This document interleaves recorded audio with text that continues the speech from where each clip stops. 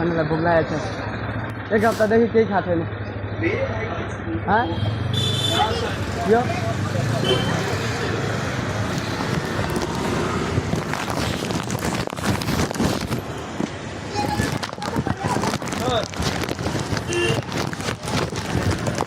खाने खाने पागल हो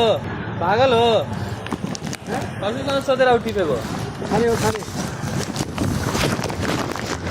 कतिजना सोधेर टिपेको खानु पर्यो खानु भोक लागेको छ भोक लागेको एक हप्ता भयो खाएको छैन। सोध्नु पर्छ नि कसकोसँग सोधेर टिपेको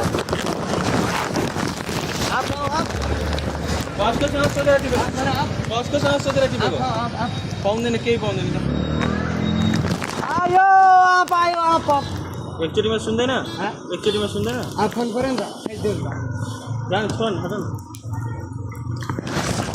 आयो आप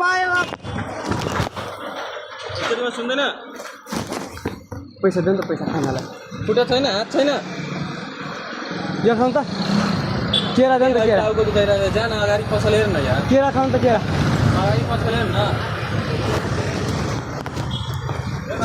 उठाइदिन्छु फेरि टाउकोमा चिन्छ कि चिन्दैन अहिले मलाई आप फोन करो आप आयो आप फेरि गाह्रो यस्तो चक्कर नगर नहीं मजाक गरेँ।